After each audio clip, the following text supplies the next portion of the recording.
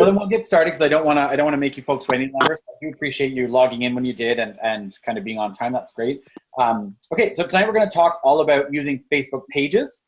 What we're going to dive into specifically, because that topic in and of itself could be a 4-hour webinar, and I don't want to drag it out that far. What we're going to talk about specifically is what is a Facebook page, and then a Facebook page versus a Facebook group, because I think there's a lot of confusion over what each is and what the purpose of each is. Then we'll quickly talk about creating a Facebook page, and then accessing your Facebook pages once you've created them or once you've joined them or liked them, I should say. We're also going to explore the Rotary Satellite Club of London Facebook page, and that'll be an opportunity depending on how much time we have. I don't want to go much over half an hour, but depending on how much time we have, that'll be a chance for you to just ask questions. So if you say, I've been on a page and I don't know what this button does, or I've been curious about what they mean when they talk about this, we can look at that, and we'll just do it via the Rotary Satellite Club of London's Facebook page. Okay. And then, of course, we'll tie that in with any final questions. So, okay, we'll get started. So what is a Facebook page? Well, it's a page that enables public figures, businesses, organizations, or other entities to create an authentic and public presence on Facebook. Now, that's from Facebook themselves, so that doesn't really tell us very much per se. So instead, I'm going to show you what a Facebook page looks like, and then specifically how it's different from a Facebook group. So if I jump back here, when we talk about a page is something that enables us, public figures and organizations to create an authentic or public presence on Facebook, and I jump back, you can kind of see what I'm talking about. This page here is the Rotary International Facebook page. So it's sort of an outward-facing presence, okay, or representation of the organization. And it allows you to do a multitude of things. It's not just about posting. You can donate through it. You can create events through it.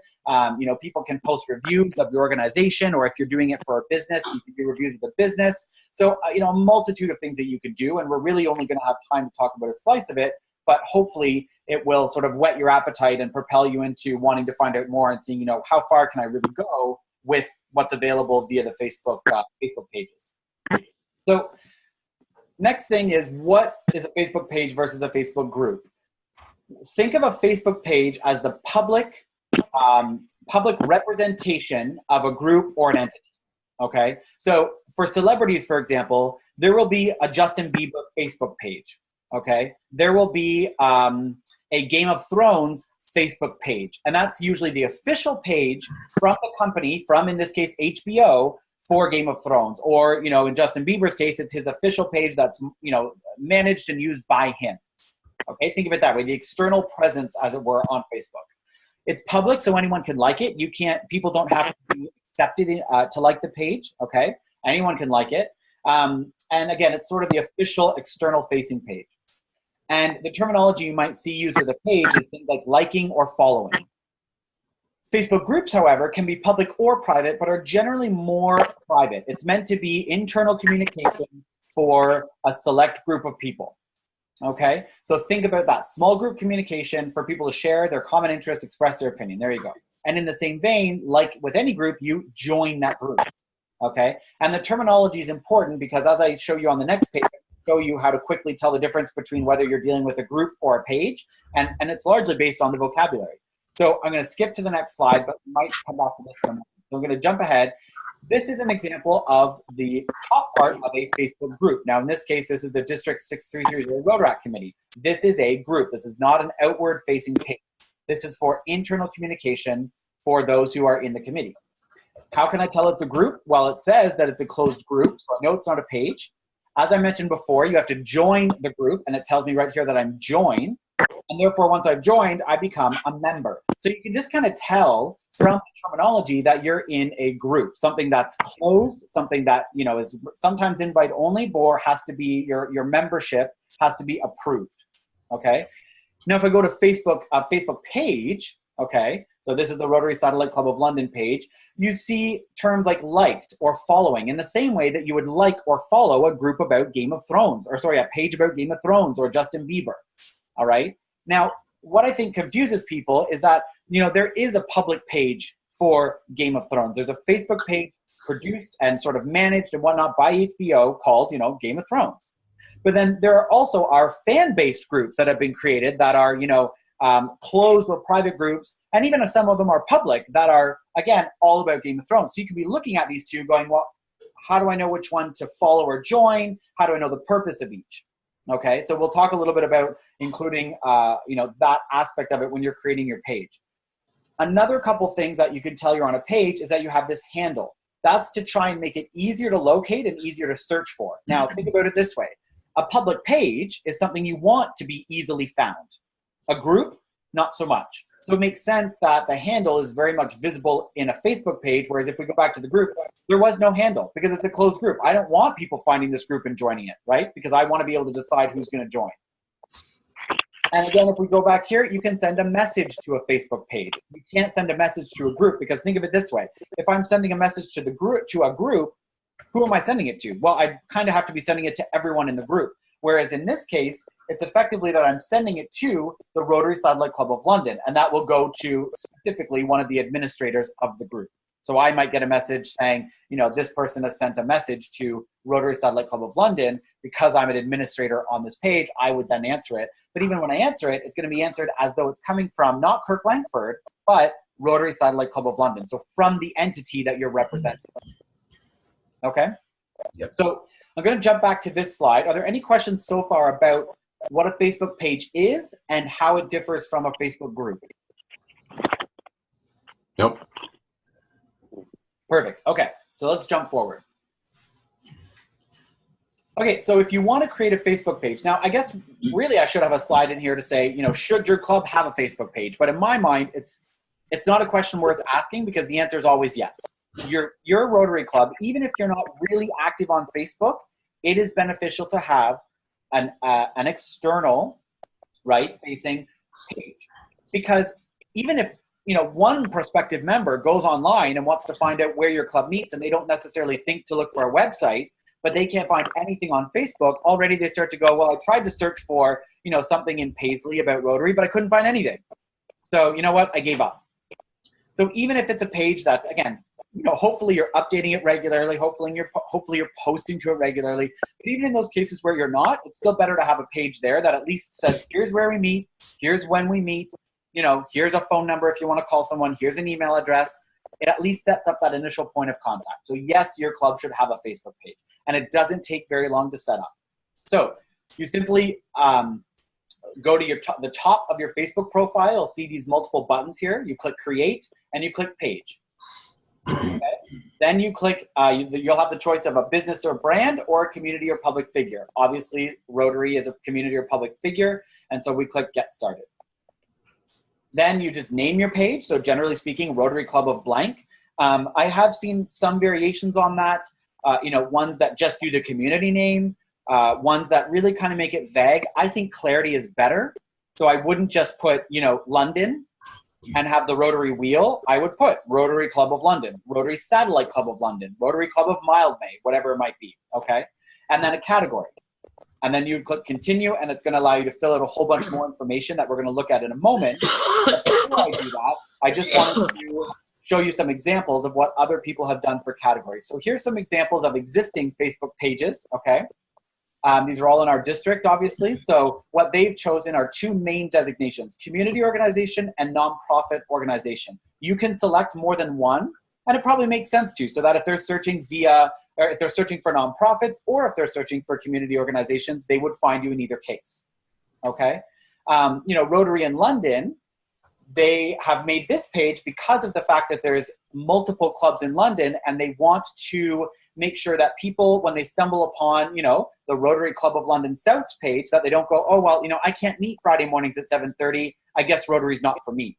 Hopefully they'll find this page that says, hey, basically, almost no matter when you're available, there's a Rotary Club that meets at a convenient time for you. Now, if you're in a smaller community, it might not make sense to have a page that says, Rotary in Paisley, because that just might be the Rotary Club of Paisley's Facebook page, right? So it wouldn't necessarily make sense to have a page for that plus a page specific to your club. But depending on the context, like in London where you have, 5, 6 clubs, that makes sense. Sarnia might be another example where that makes a lot of sense. Okay? But you can see here the Rotary Club of Watford has chosen community organization, and even Interact and Rotaract clubs are choosing nonprofit organization and community organization. Okay?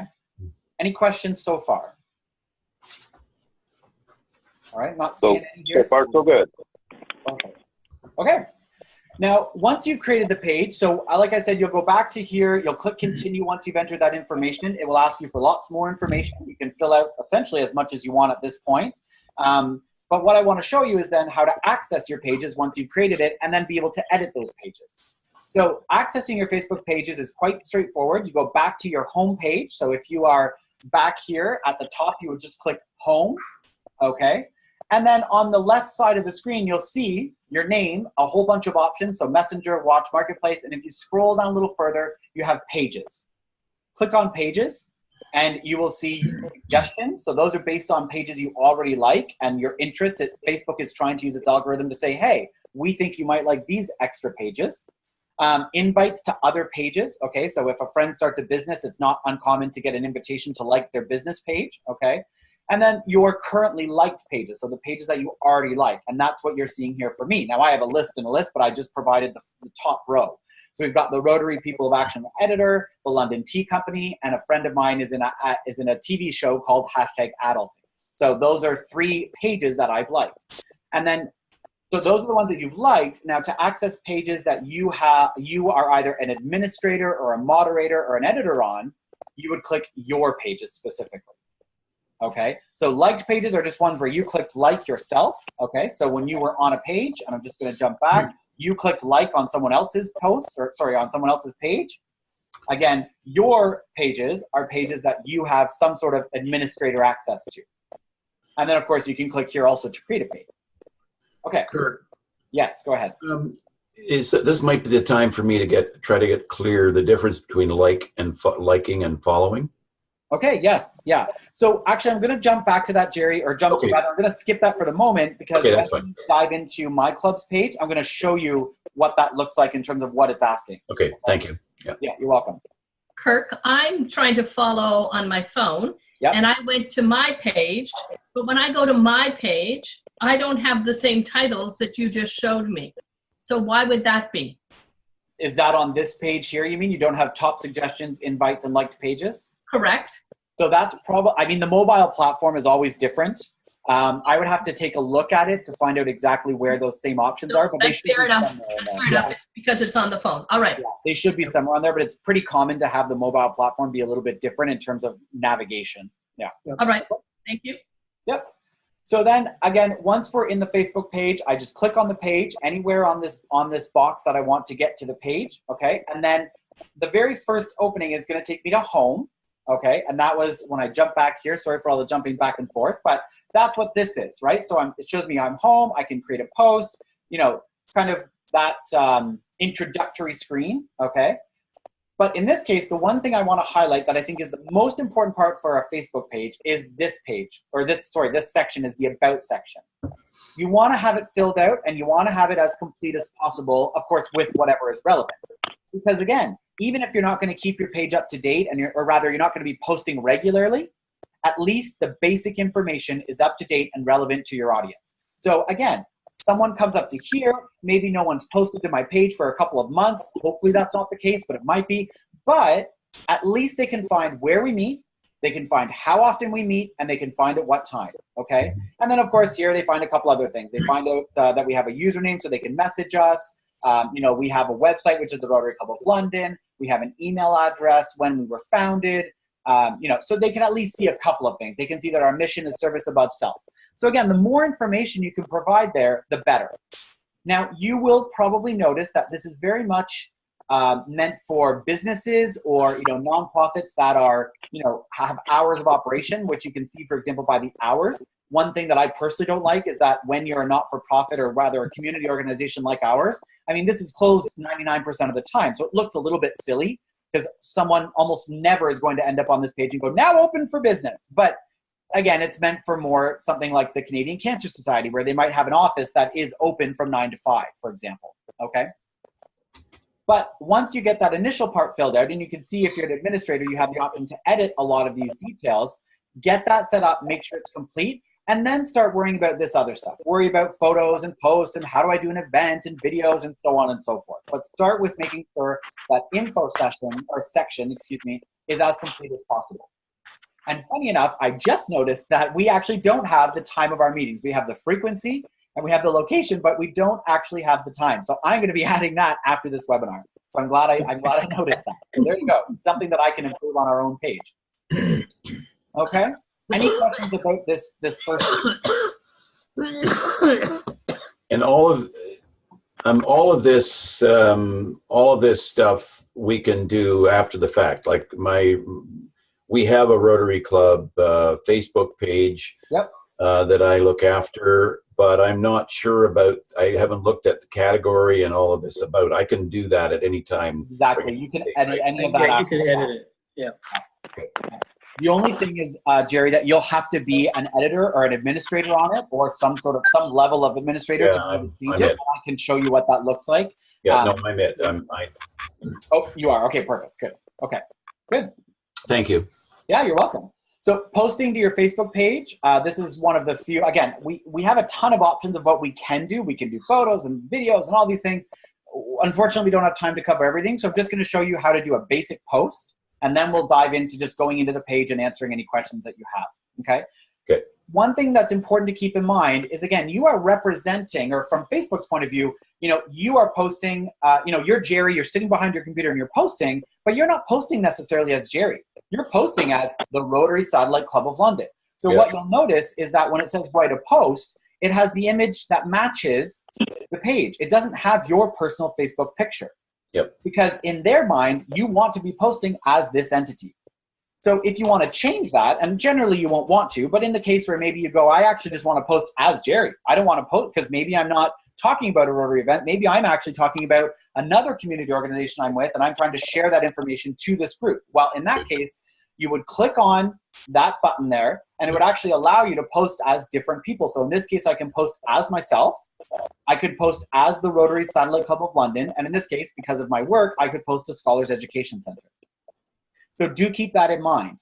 Yep. Now, keep in mind also that generally, if you post as yourself or as the entity, it ends up right on their top page of posts, of course. If you post as yourself, it doesn't. They call that a visitor post, and visitor posts actually don't end up on the same page, unfortunately. They get put on a sort of shafted to the side on a visitor's post page. Okay, so you won't get the same highlighting. So it is worth it to take a moment to make sure that you're the entity you want to be when you're posting. Do they have to be vetted by the administrator? That depends on the settings in the page. Okay. Yeah, if you're an administrator yourself, then no, everything you write will be approved. Yeah. Okay. Yeah. A couple quick tips for posting to the Facebook page. Okay. Use images and videos. Preferably good images and videos, but even so, images and videos are better than just text. If something is more than 3 to 4 lines, unfortunately, people tend to lose interest and won't finish it. But if there's an image, okay, that even has a lot of writing on it, sometimes people are more likely to click on that image and read it or get more out of it than they will read a post that has no image or video. So if you're trying to post something from one of your past meetings, I think it's a great idea to go up to your guest speaker and say, could you summarize what you talked about in 30 seconds? And I want to upload that to our Facebook page to get people excited about what they might have missed. Okay. That's a great way to post a video that's short and sweet. It's to the point, but it's very informative and very interesting for your audience. That's a really good idea. Yeah. And another great campaign is going up to your members and saying, hey Jerry, what's the thing you found most, that you've gotten the most out of being a Rotarian? Go ahead, you have 15 seconds and post it. And then the next week you go up to Lawrence and you go, Lawrence, what was your favorite memory of being a Rotarian after all these years? Go. And it's just kind of a quick Q&A, but it's fun, it's lighthearted, it's easy. And people go, wow, I know Lawrence, I didn't know he was a Rotarian, or, oh, it's cool to see people I know on this page, right? Or else you could do something like state your Rotary moment. Yeah. What is your Rotary moment? And share that and see what kind of response you get. Yeah, you can come up with all sorts of different questions. I mean, why are you Rotarian? What was your most memorable Rotary moment? Why do you always want to host the golf tournament? What is it about, all sorts of things you can have fun with. Mm-hmm. Okay? But so remember that images and videos are far more powerful and reach far more people than heavy text, okay? Include a call to action. And so these next 2 points go together. Include a call to action and work to engage people. So a call to action is just basically asking them to do something. It's making sure that they're not just passively looking at the post and not being required to do something. Is it, buy tickets to our fundraiser? Is it like our page? Is it share this post with a friend? Is it tell us what you did this weekend while we were out planting trees? It can be something small, right? But it's just trying to generate what we call engagement. And that's usually through liking the posts, sharing them on their own Facebook page or maybe to other pages, or commenting. Now, that being said, that comes with a caveat. And the caveat is stay focused. So think of the goal of the post. If you're doing a fundraiser and you're trying to get people, trying to get the word out, and you're trying to get people to buy tickets, do you really care if people like the page that much? Or rather, not the page, but the post? No, not really. So if you're going to provide instructions, it should be, please share this page with everyone in your network. We want to sell out of tickets. Or click here to buy the tickets. But don't say, please like our page. That's great. Okay?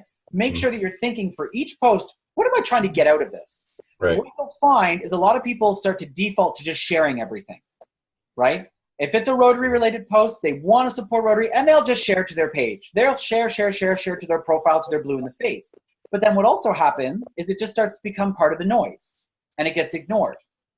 So, there may be posts where you don't really necessarily feel the need to ask for engagement, and I'll show you an example of that in a moment, right? Because you don't want it to make as big of a splash. You want to save that splash for an upcoming event that you're doing, or maybe an upcoming meeting where you're getting a fantastic guest speaker, and you want those posts to really be highlighted and noticed. So really stay focused with each post and say, what do I want to get out of this? And then decide, so does that mean I want people to like this post? Would I prefer they share it? Or would I try to get commenting? Why would you join Rotary today? Or what are you looking to get out of a Rotary Club? Fantastic opportunity to get people to comment and to start a dialogue, but not necessarily relevant in every scenario. Okay? So respond promptly is the next one. If people are going to be commenting on your posts, if you're having an event and someone posts how much are tickets and you take 3 weeks to get back, I don't blame them for not buying a ticket, right? So as an administrator, you will get notifications when someone has commented or something on a post within your page. Take the time to respond as promptly as you can. The other thing I'm going to jump back to for a moment is when you are an administrator on a page, people can actually send you messages. So as I showed you here, there's the option to send message. When they do that, the message doesn't show up as in the form of a post on the page. It shows up in your messenger. So in your personal messenger, but through this group. So make sure you're checking out for that as well, because sometimes that can get missed and later you go, what the heck is this? And you might think it's spam, or you might think, oh, I've never seen this before. I don't know this person, but maybe they've actually clicked that send message button and they're trying to communicate through your page. Okay? I mean, I always say, be cautious online, because there are certainly scammers and there are certainly, things to be careful of. But a lot of times you just go, oh, I don't recognize that name, I'm going to delete it. And then later you go, oh, that was someone trying to find out about when we meet or whatever. So, okay. And then the last part, have fun with it.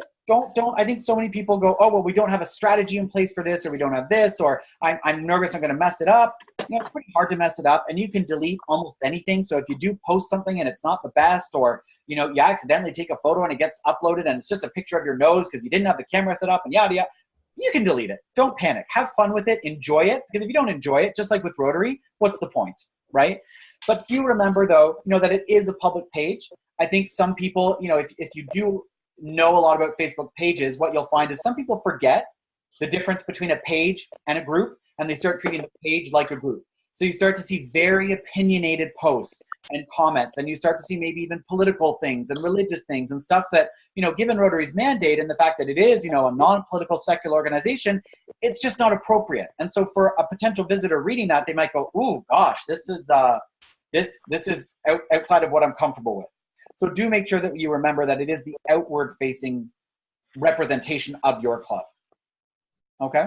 Right. Is there a way that we can block those kind of messages? You can delete them. Yeah, you're able to delete them. If someone were to post an inappropriate comment or to post something as a visitor that's inappropriate, you can delete that. Yep. Okay. I mean, generally, I think Rotary as an organization, we're pretty safe. We're not getting, hate mail and that kind of thing. Yeah. So it's pretty easy for us to avoid that. Yeah. Okay. I guess I'm meaning more the context where you might have a member that kind of forgets that it's public, and then maybe post something about more the internal workings of the club that, as a visitor reading that, you're just going, this is just jargon. Who's the PDG and who's the RIPP3M33PO? None of this makes sense to me. And I'm reading all these posts trying to find out about this club, and I'm finding I feel like an outsider, right? Sorry, Jerry, I think you had a question. No, it's gone. Okay. Okay, perfect. So here's a couple examples of Facebook posts from the Rotary Satellite Club of London's Facebook page. So we're going to start with this one. We didn't have a meeting last Tuesday because we only meet on the first and third Tuesday. So I quickly uploaded an image saying no meeting. As you can see, it's crystal clear. So even if you don't want to take the time to read the 5 or 6 lines, you pretty much get the idea right away because I posted it on the day that the meeting wasn't happening, right? But I did post a little explanation as well as when the next meeting is. What do we see? We see that it 73 people and got 2 engagements. So that means either likes or shares or something to that effect. Okay, so not a lot of reach. However, we were just saying that there was no meeting. I probably don't want it to have a lot of reach, to be honest, right? This was more internal, but in case we maybe had a prospective member that isn't in our private group that was looking to come, I want them to be aware. Okay.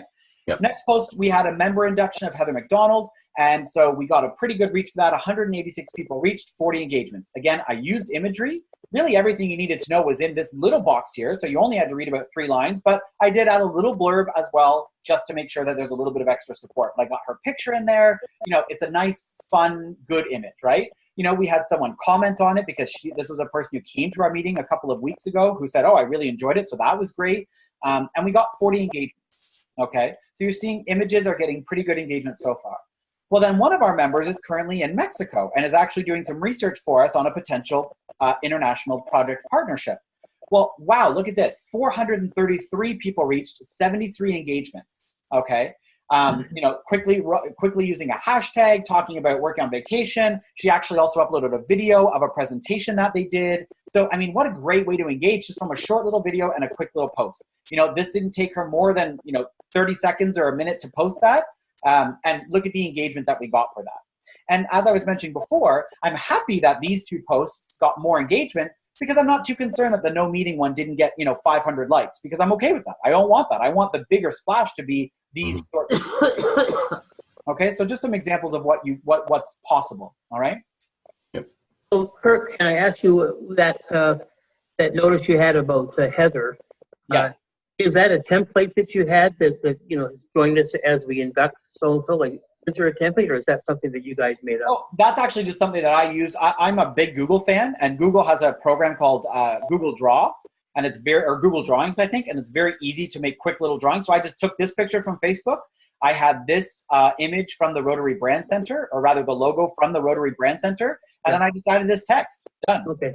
Yeah, and I'm not a graphic designer. I am relatively tech savvy, but not from the graphic point of view. So, I mean, this took me 5 minutes. So is it uploaded as a PDF or what? No, as a JPEG. Or sorry, as a PNG, a PNG. Yep. PNG, okay. Yeah, you could do a JPEG, you could do a PDF, or you could do a PNG. I would say generally stick to a PNG or a PDF. PNG or a JPEG. Yeah. Okay. Good. Can I ask a question? Yes, of course. Who have we got speaking? Yes, it's Malcolm Rust. What about that boost post button? Okay, perfect. I'm glad you brought that up. So what boosting does, that's a really good question. Boosting is paying a little bit of money to try to get that post to reach more people. It's essentially paid advertising for a post that you've created. So I could click boost post and it might say, okay, for $7, we will get your, this reached 433. We can get it to reach 2,000 if you pay $10. Okay. And do you see that as being a good investment of $10 then? I certainly think it can be, especially if you're doing a fundraiser or an event, you're doing your local fish fry and you're trying to sell out. To pay $5 or $10 to potentially sell an extra 100 tickets or whatever it might be, absolutely. Yeah. And a really cool thing about boosting posts, Malcolm, is that you can select the demographic, you can select the geographic area. So you can say, I want to target people who are 40 to 50 years old that live in London. Now, the only downfall there is that they do have to have that information in their Facebook profile. I mean, most people do, but many don't. So it is important to keep in mind that that doesn't mean that just because your friend is 43 and has Facebook, if they don't have their birthday in Facebook, Facebook doesn't know they're 43. So it might not target it to them. So you get all those options when you touch boost post. That's right. And then you just put in a credit card and it will do the payment for you. And I know there can sometimes be hesitation about putting in a credit card with Facebook. I can't speak to the security. I mean, obviously I don't work for Facebook, but I have yet to hear of someone dealing with boosting posts or paid advertising via Facebook that's, had their card number hacked or stolen or has been overcharged, it is very, very honest. And I know Facebook has had some problems in the past about honesty and sort of trustworthiness, but in terms of, boosting posts and putting $10 on your credit card, I haven't heard of that being an issue for anyone. Thank you. Something to consider. Okay.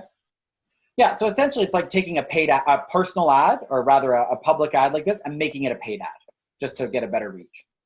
And the reason for that, in case you're wondering, Malcolm, one of the big reasons is because a lot of social media is coming back saying that if I'm a graphic designer and I make this beautiful ad, people tend to ignore it.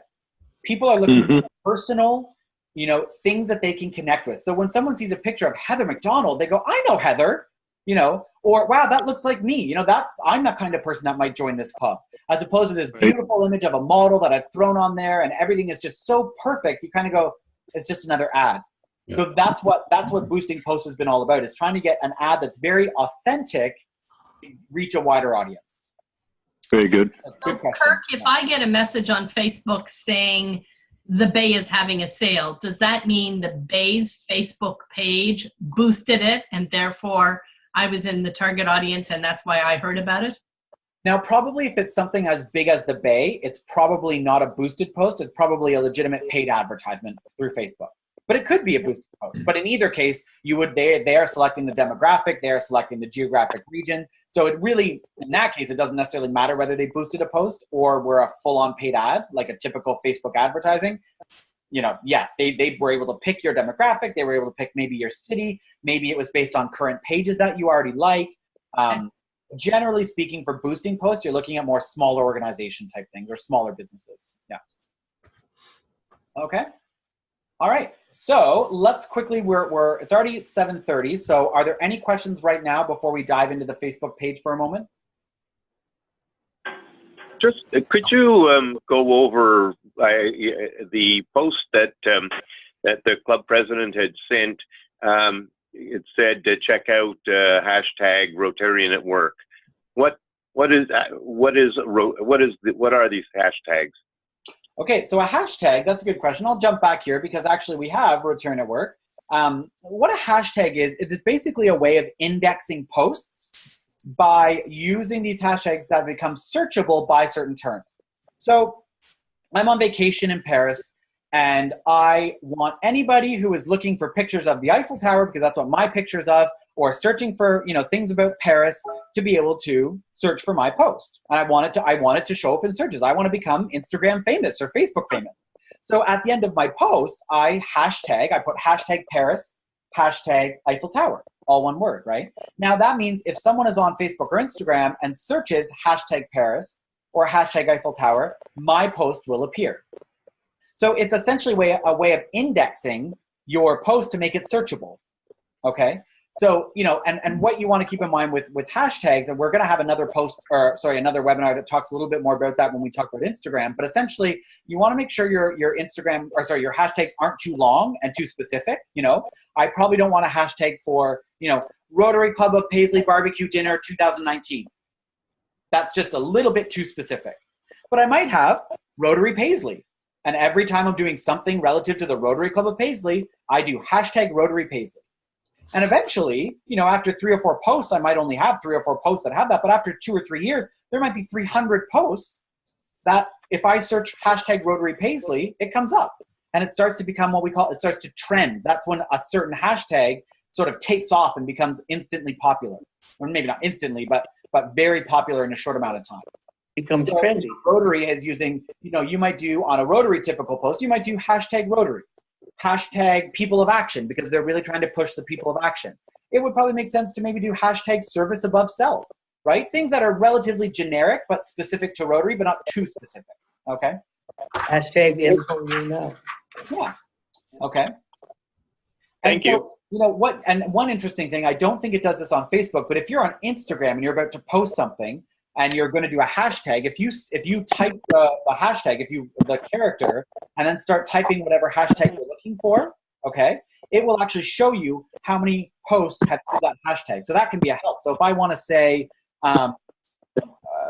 again, Rotary pancake. If I put pancake dinner, it might tell me that, 45,000 other people have used that hashtag, in which case I go, okay, well, that's pretty popular. That's good. Whereas if I try to put, again, Rotary Club of Fond du Lac pancake dinner, and it says one publication, yikes, probably a little bit too specific. I need to scale back and think, okay, what would be a little bit more generic? So then I do hashtag Rotary. Well, that's got 3.2 million. Perfect. Done. Another hashtag People of Action. Done. Again, those are going to be far more popular because they're a little bit more generic, but still specific enough that they relate to us. Okay? Thank you. Yeah, you're very welcome. And, another good reason you asked that is that, before it was really only Instagram that used hashtags. It's only been in the past couple of years that Facebook has also started to get onto hashtags. So it's really good that you're asking that. Okay. Mm-hmm. So I'm going to jump out of the Facebook page and out of the presentation and dive into our Facebook page. I don't have a ton of time, but one thing I specifically do want to answer is Jerry's question about liking and versus following and kind of what that looks like. So liking is really just whether or not you want to say that you like and support the page. So I can like the page, I can unlike the page. Following refers more to how much you see of that page. How much do you want it to be in your daily news feed? Do you want it to be something that you like but you never have to hear from? Because Don invited me to his new business page, and while Don's a great guy and I support his business, I already have a dentist and I don't need to see his constant posts about trying to get business for a new dental client. So I'm going to like his post, but I don't really want to see anything, or like the page, but honestly I don't really want to see anything about the page. So I can like it and then come to following and click unfollow this page. Okay. Or I can just turn the notifications all off. So I'm not going to get notifications for anything related to that page. But if it's a page, about my club, in this case, the Rotary Satellite Club of London is my club, I want to make sure that I'm notified about really everything happening. It's important to me. Then when I click following, I want to see, in your news feed, I could even put it to not only default, but I could actually go to see first. So it is top and, front and center when I first log into Facebook. And I have definitely notifications on. So it's going to let me know if someone comments on a post. It's going to let me know if someone has shared a post, if someone is engaging with the post. So this is your status with regard to this Facebook page. You got it. And, with any of those other pages I showed you, I have the same option. It's not just pages that you're an administrator of. It's for any Facebook page you like. You have the option to like and unlike, and then follow, and then set your following preferences. Okay? Good. Yep. All right. Thank you, Kurt. You're very welcome. Yeah, no problem. A couple other things. Again, we don't have a ton of time, but one thing I do want to mention is if you're really interested after, you're doing your Facebook page for a while, you're curious to know, how successful is our Facebook page? What are we doing right? What are we doing wrong? What should we change? If you're an administrator on the account, Facebook has this fantastic tool called Insights. And it's essentially an analysis of your Facebook page. So if I click on that, now again, this might be, don't get overwhelmed if you go, I've never even, I don't even have a Facebook page, let alone analyze it. Don't get overwhelmed. This might be something you do 3 or 4 months down the road. I actually am thinking of doing a separate a separate webinar where we talk just about the insights, but you can start to see some pretty good information. How many page views have we had over the past week? How many people previewed our page? How many likes did we get? How many posts? And it starts to make you ask, okay, well, I'm going to start to dig in. I want to find out, are more people liking our page or sharing our posts? Are they commenting or are they not commenting? So you can start to tweak your method to say, well, how do I get more engagement? Which posts have been the most popular, ones with videos or ones with images? It allows you to do a little bit of analysis to really make sure the time you're spending on your page is effective. Okay. Now I'm going to go back to the page and show you one other feature that I find really helpful. So, I work full time, and so I'm chair of the Rotary Satellite Club of London. That keeps me busy. I have, of course, other commitments as well. So I'm a pretty busy guy, I think. And so that means that my time is, I like to be effective with my time. And one thing I found particularly helpful is the ability to schedule posts for a later date. So, with this webinar, for example, I did 3 different posts about this webinar, but I actually uploaded them all on the exact same day within a span of 10 minutes. And what I was able to do is schedule them to be posted at different times. How did I do that? Well, I clicked on write a post, just like normal. Okay. I added my photo because I don't know if you remember, but there was a graphic with each one saying, using Facebook pages, click here to register. And then when I started writing, so I'll just say this is a test. Okay. I clicked on this little arrow. Instead of clicking publish, I clicked on this little arrow and I actually clicked schedule. Now you can also save it as a draft if you're just not ready for when, you're not ready to post it at all and you don't even know when you want to schedule it. You can actually backdate it, which, I don't think is a hugely popular or necessary option for most of us, but it's there. But I can schedule it. So I can set the day and the time. So I could set it for, 30 days from now, 10 days from now. And that's exactly what I did prepping for this webinar. I went up one night and I scheduled all 3 posts. So I was able to really, be a little bit more productive instead of having to go in at each specific time and schedule my posts. So if you have an upcoming event and you say, it's 3 weeks away, I want to have 1 post per week, you can schedule those all right now. Yep. So it's a big time saver. I use that on a fairly regular basis. It's a fantastic tool. We have several things to talk about. Yeah, it's perfect. Yeah. It's perfect. So, yeah. Okay, if we have time for maybe one more question, I'll take it, and then we'll wrap things up. Are there any further questions? Perfect. All right. Okay, well, can I just jump in with one? Sure. I've struggled all along with giving our Facebook page, like putting it into print. Because if you go to the URL when you're sitting on our Facebook page, it has Thornbury Clarksburg Rotary, and then it's got a big long mess of numbers and stuff. Yes. If I delete that, I delete it doesn't work. So is there? I think there's some way of creating a short address. There is. Yes. Okay. Good call. So in this case, that's what this is. See, right. It says people can search for Rotary Satellite Club of London to find your page easily. You can change your username in the page info section. So when I go about, I believe it's under about. Okay. Okay. I can actually edit that right here under the username. Okay. Now, of course, if the name's already taken, you can't use it. But generally speaking, like you're gonna be able to find something that's far more concise than the jumble of characters that it presents you by default. Okay. All right. Okay. And then that's all you have to put. Say you can just a lot of companies won't even have they'll just have the Facebook icon and then just this Facebook icon at Rotary Satellite Club of London. And I know that means as a person that's active in Facebook that I can just come into Facebook, I can search at Rotary Satellite Club of London and it will find it. Okay. Okay. And it has to have the at in front. Good question. I don't actually know. I think. In this case, no, it actually was able to find it without. I would probably throw it in front anyway. Okay. Yeah, but I don't think you necessarily have to. Okay. Yeah.